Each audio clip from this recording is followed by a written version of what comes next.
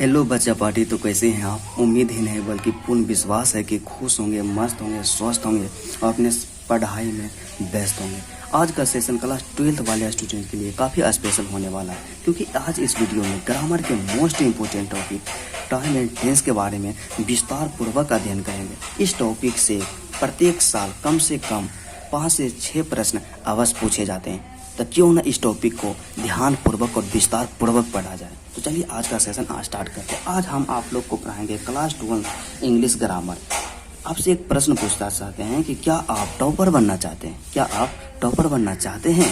तो चलिए आज स्टार्ट करते हैं कि टाइम एंड टेंस। आज टाइम एंड टेंस का जो भी हम पढ़ाएंगे, यदि आप उसको कवर कर लिए तो इससे बाहर एक भी क्वेश्चन नहीं आएगा। इसका 100% गारंटी है। और अब की बार इंग्लिश में 100 में से 100 आने से कोई नहीं रोक सकता है। किसी यूपीएससी टॉपर का कहना था कि यदि आप टॉपर बनना चाहते हैं, यदि आप टॉपर बनना चाहते हैं तो सबसे पहले टॉपर की तरह सोचना होगा, क्योंकि आप जो सोच सकते हैं वो आप कर सकते हैं। तो इसलिए आपको हम बता देना चाहते हैं कि यदि आप टॉपर बनना चाहते हैं, बेहतर मार्क्स लाना चाहते हैं, तो सबसे पहले टॉपर की तरह सोचना होगा। आपको प्लान बनाना होगा कि हमें क्या करना है, कितना अंक लाना है। इस तरह से जब आप सोचेंगे तो आपका दिमाग काम करेगा और आप टॉपर अवश्य बनिएगा। और यदि इंग्लिश में 100 में से 100 नहीं आया तो नाम बदल देना यार। यदि आपको अपने आप पर विश्वास है, यदि आपको अपने आप पर विश्वास है तो आपको सफल होने से कोई नहीं रोक सकता। तो चलिए हम लोग देखते हैं कि इंग्लिश ग्रामर में हमारे 2 तरह के प्रश्न इंग्लिश पूरा एग्जामिनेशन में जो बोर्ड में पूछा जाता है, उसमें 2 तरह के प्रश्न पूछा जाता है। पहला तो ऑब्जेक्टिव और दूसरा क्या होता है, सब्जेक्टिव होता है। तो ऑब्जेक्टिव क्या होता है, 100 ऑब्जेक्टिव पूछा जाता था, जिसमें से 60 रहता था ग्रामर रहता था। 100 ऑब्जेक्टिव पूछा जाता था, 60 रहता था ग्रामर। मतलब 40 प्रश्न ही बुक से पूछे जाते हैं। देखिए यहाँ पे ग्रामर का वेटेज क्या है। यदि मान लिया जाए कि 50 क्वेश्चन भी पूछा गया ऑब्जेक्टिव का, तो उसमें 30 प्रश्न रहेगा ग्रामर से और 20 प्रश्न ही रहेगा बुक से।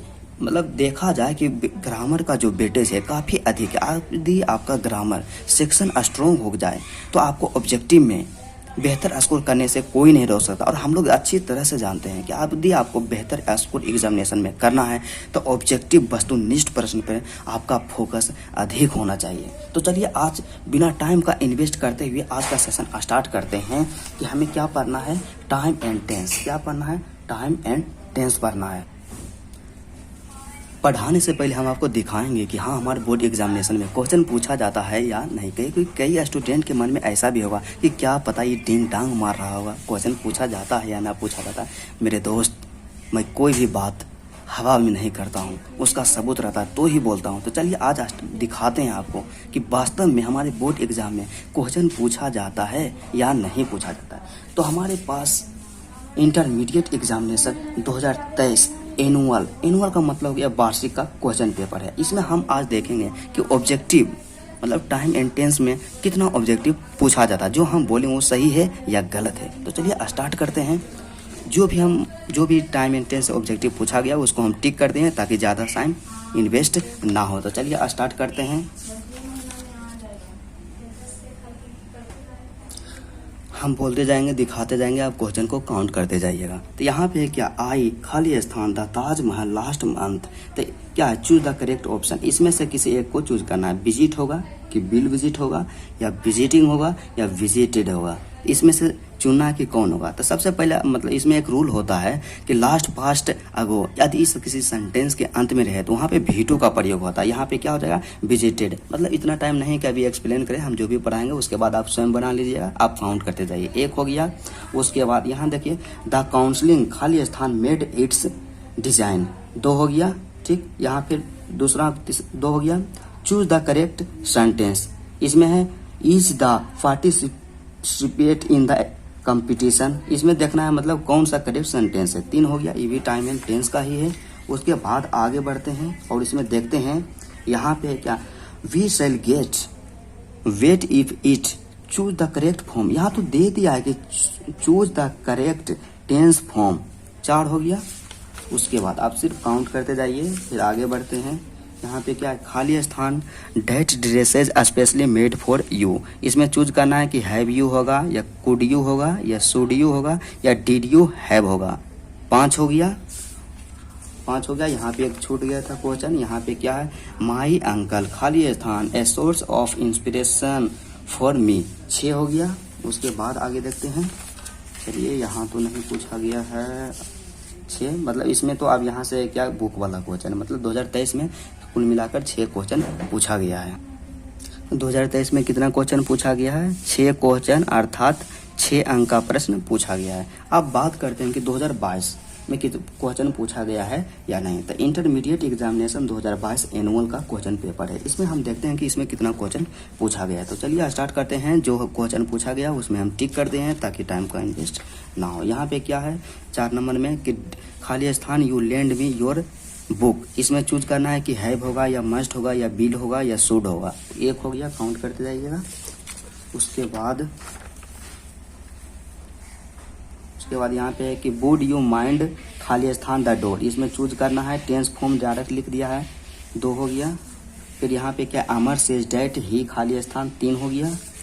उसके बाद देखते हैं यहाँ पे क्या, आई, खाली स्थान, टेक माई कैमरा, 4 हो गया। उसके बाद क्या है, चूज द करेक्ट ऑप्शन। इसमें करेक्ट ऑप्शन चूज करना है, 5 हो गया।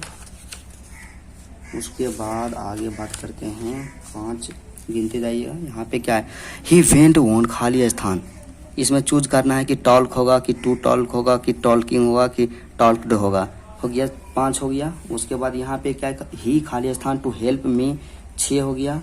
उसके बाद the cost of paper and printing, खाली स्थान, टू हाई, 6 हो गया।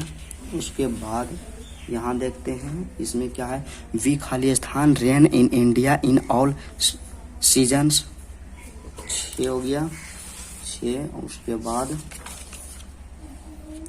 6 यहाँ पे हो गया, 7 हो गया, 7। और आगे बढ़ते हैं। इसमें कितना क्वेश्चन पूछा गया है, 7 क्वेश्चन 2022 में भी पूछा गया है। मतलब मेनली हम आपको बताएं कि प्रत्येक साल बोर्ड एग्जामिनेशन में 6 से 7 अंकों की प्रश्न कम से कम पूछी जाती है। तो इस टॉपिक को चलिए आज बिना टाइम का इन्वेस्ट करते हुए ध्यानपूर्वक पढ़ते हैं। टेंस के बारे में आप पहले से परिचित होंगे कि टेंस कहते हैं किसको, टेंस कितना होता है। लेकिन चलिए फिर भी आज शुरू से स्टार्ट करते हैं कि टेंस, जिसका हिंदी अर्थ होता है काल।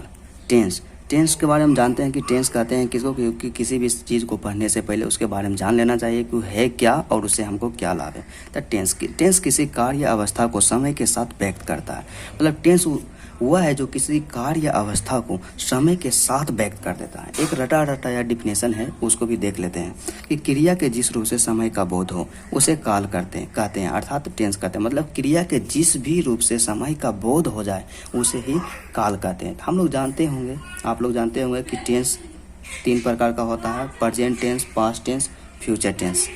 प्रेजेंट टेंस का मतलब हो गया वर्तमान काल, पास्ट टेंस का मतलब हो गया भूतकाल, और फ्यूचर टेंस का मतलब हो गया भविष्यत काल। और सबका प्रकार जानते हैं हम लोग, मतलब कई जगह ऐसा लिखा है कि टेंस, प्रेजेंट टेंस का 4 प्रकार होता है, पास्ट टेंस का भी 4 प्रकार होता है और फ्यूचर टेंस का भी 4 प्रकार होता है। लेकिन कहीं 5 प्रकार भी देखने को लिए मिलता है। तो सब क्यों ना हम 5 को ही पढ़ लें।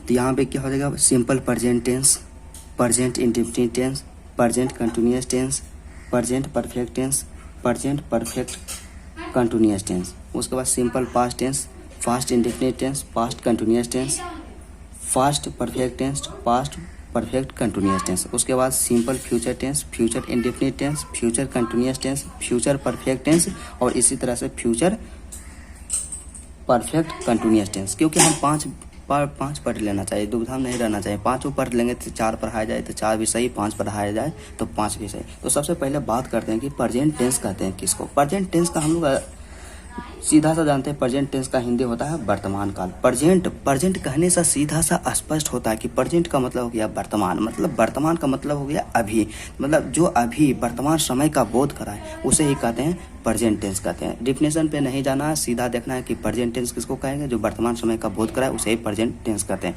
तो फिर भी डिफिनेशन देख लेते हैं कि क्रिया के जिस रूप से वर्तमान समय का बोध हो उसे वर्तमान काल कहते हैं। मतलब क्रिया के जिस भी रूप से वर्तमान समय का बोध होता है उसे वर्तमान काल कहते हैं। तो कुछ एग्जाम्पल के द्वारा हम समझते हैं कि जैसे यहाँ पे मैं पढ़ता हूँ, मैं पढ़ता हूँ। तो सबसे पहले आप बताइए इस सेंटेंस को जब हम पढ़ें कि मैं पढ़ता हूँ, तो मैं अभी पढ़ रहा हूँ कि आप 5 दिन पहले पढ़े थे या 5 दिन के बाद पढ़ूंगा।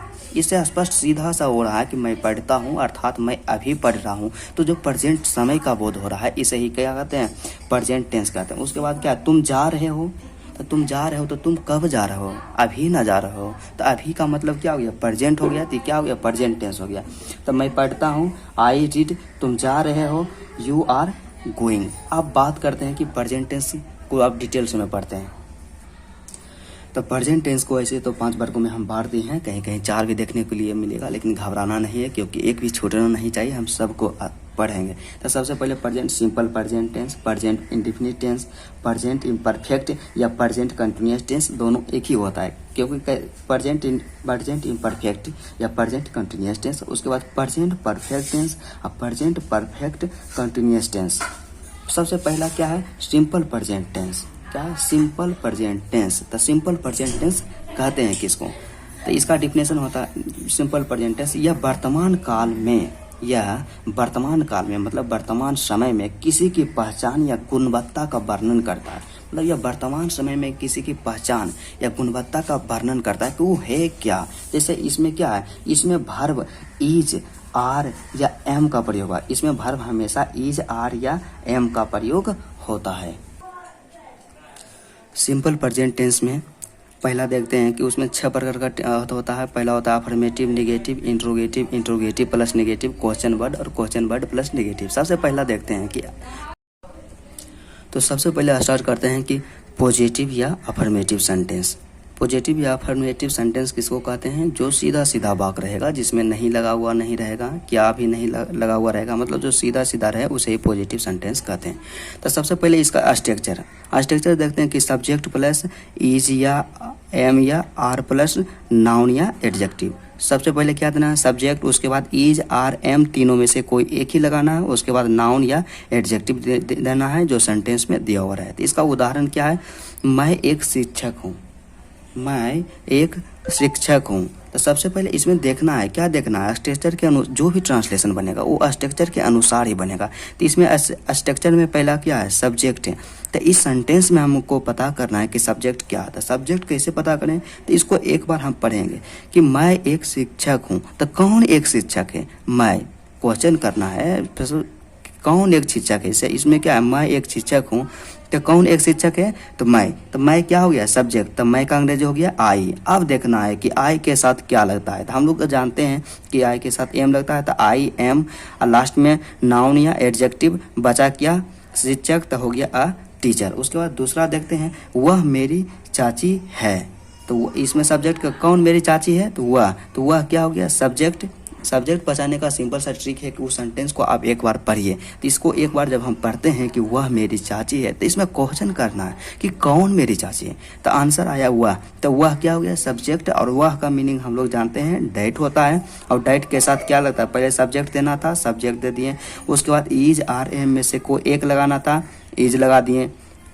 उसके बाद नाउन या एडजेक्टिव, तो यहाँ पे क्या बच गया, वह का हो गया, है का हो गया, अब मेरी चाची बच गया, तो माई आंटी।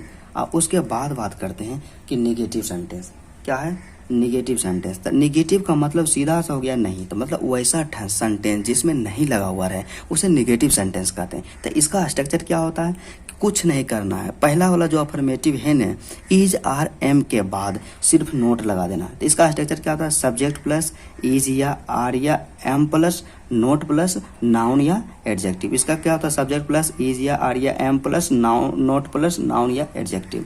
तो इसका एग्जाम्पल देखते हैं, मैं एक शिक्षक नहीं हूँ। तो सबसे पहले इसमें क्या लगा हुआ है, नहीं, तो नहीं का मतलब क्या हो गया, निगेटिव। तो निगेटिव का स्ट्रक्चर जानते हैं कि सब्जेक्ट प्लस इज या आर या am plus not plus noun या एडजेक्टिव। तो सबसे पहले इसमें हमको क्या देना है, सब्जेक्ट देना है। तो इसमें सब्जेक्ट क्या हो जाएगा, तो इसको एक बार पढ़ना है, मैं एक शिक्षक नहीं हूँ। तो कौन एक शिक्षक नहीं है, तो आंसर आया मैं। तो मैं का हो गया क्या, सब्जेक्ट। अब मैं का अंग्रेज होता है आई के साथ क्या लगता है, एम। तो सब्जेक्ट भी लिख दिए, इज आर एम, तीनों में से एक भी लगा दिए। उसके बाद आंख मूंद करके नोट दे देना है। यहाँ पे हो गया नोट। उसके बाद क्या बच गया, शिक्षक, तो अ टीचर। उसके बाद सीता सुंदर नहीं है। तो इसमें सब्जेक्ट कौन है, सब्जेक्ट हो गया सीता, क्योंकि कौन सुंदर नहीं है, तो सीता। तो सीता क्या हो गया, सब्जेक्ट। तो हो गया सीता का, सब्जेक्ट का हो गया सीता। अब इज आर एम में से कोई एक लगाना है। यहाँ पे लगा दिए क्या, सीता के साथ लगेगा इज। उसके बाद आंख मूंद के क्या देना है, नोट। तो यहाँ पे हो गया नोट, मतलब सीता इज नोट। और यहाँ पे बच गया क्या, सुंदर, नाउन या एडजेक्टिव। यहाँ पे हो गया ब्यूटीफुल। अब बात करते हैं कि इंट्रोगेटिव सेंटेंस। तो इंट्रोगेटिव सेंटेंस पहचानेंगे कैसे कि कौन सा इंट्रोगेटिव सेंटेंस है। तो इंट्रोगेटिव सेंटेंस पहचानने का इसका एक सिंपल सा ट्रिक है कि शुरू में क्या लगा हुआ रहेगा, शुरू में क्या लगा हुआ रहेगा। तो इसका बनाने का नियम होता है कि इज आर एम को आगे कर देते हैं, अब बाकी बात जो बचता है उसको उसे ही लिखते हैं। फिर भी इसका बनाने का नियम अर्थात स्ट्रक्चर जान लेते हैं कि सब इज या आर या एम तीनों में से कोई एक देना है। उसके बाद सब्जेक्ट देना है। उसके बाद नाउन या एडजेक्टिव, और लास्ट में क्वेश्चन मार्क देना नहीं बोलना है। हो गया। उसके बाद इंट्रोगेटिव प्लस निगेटिव, इसका एग्जांपल आप कर लीजिएगा, स्ट्रक्चर के अनुसार ही हो जाएगा। उसके बाद इंट्रोगेटिव और प्लस में निगेटिव। इंट्रोगेटिव का मतलब जानते हैं क्या, और निगेटिव का मतलब हो गया नहीं। मतलब इंट्रोगेटिव प्लस निगेटिव वैसे सेंटेंस को कहेंगे जिसमें क्या और नहीं दोनों लगा हुआ रहेगा। तो इसका जो स्ट्रक्चर होता है, इज या आर या am plus subject plus not plus noun या एडजेक्टिव प्लस क्वेश्चन मार्क। उसके बाद बात अगला है क्वेश्चन वर्ड सेंटेंस। तो क्वेश्चन वर्ड सेंटेंस कहते हैं किसको, उसको पहचानेंगे कैसे कि वो क्वेश्चन वर्ड सेंटेंस है। तो सबसे पहले कोई भी सेंटेंस दिया हो रहा है उसके बीच में देखना है। उसमें देखना है कि कहीं वाई लगा हुआ है, मतलब क्यों, क्या, कौन, कब, कैसे, मतलब why, what, who, when, how. इन सब में से यदि कोई भी वर्ड सेंटेंस के बीच में हो तो उसे क्या कहेंगे, क्वेश्चन वर्ड सेंटेंस कहेंगे। तो क्वेश्चन वर्ड सेंटेंस का बनाने का नियम होता है कि जो भी क्वेश्चन वर्ड दिया हो रहा है उसको आगे लिखेंगे। तो क्वेश्चन वर्ड प्लस इज या आर या एम तीनों में से कोई एक लगाना। उसके बाद सब्जेक्ट प्लस नाउन या एडजेक्टिव प्लस क्वेश्चन वर्ड। इसका एग्जाम्पल कर लीजिएगा। उसके बाद question word plus negative sentence. तो question word plus negative sentence कहते हैं किसको, तो क्वेश्चन वर्ड का मतलब क्या हो गया कि is, why, what, who, when, how, ये सब तो रहेगा। उसके साथ क्या लगा हुआ रहेगा, नोट लगा हुआ रहेगा। तो इसका स्ट्रक्चर होता है क्वेश्चन वर्ड प्लस इज या आर या am plus subject plus not plus noun या एडजेक्टिव प्लस क्वेश्चन मार्क। यही हो गया। यदि यह वीडियो आपको थोड़ा सा भी अच्छा लगा, इससे थोड़ा सा भी नॉलेज मिला, और यदि आप चाहते हैं कि जो भी लेटेस्ट टॉपिक पे हम वीडियो बनाएं और एग्ज़ाम में आप बेहतर करना चाहते हैं, तो इस वीडियो को जरूर लाइक और चैनल को सब्सक्राइब जरूर कीजिए, ताकि आने वाले जो भी लेटेस्ट वीडियो हैं सबसे पहले आप ही तक पहुँचे। और इस वीडियो में हम बताएंगे आपको कि एग्ज़ाम में हमें कॉपी किस तरह से लिखना चाहिए कि फुल में फुल मार्क्स मिलेगा। और ये भी बताएंगे कि कौन सा क्वेश्चन इंपॉर्टेंट होता है, चाहे वह कोई भी सब्जेक्ट का हो, क्लास 12 बिहार बोर्ड या यूपी बोर्ड, कोई भी सब्जेक्ट हो, सबका बताएंगे कि कौन इंपॉर्टेंट क्वेश्चन है। मैथ का इंपॉर्टेंट क्वेश्चन का सोल्यूशन करवाएंगे, फिजिक्स का करवाएंगे, केमिस्ट्री का करवाएंगे, इंग्लिश के करवाएंगे, और हिंदी का भी करवाएंगे।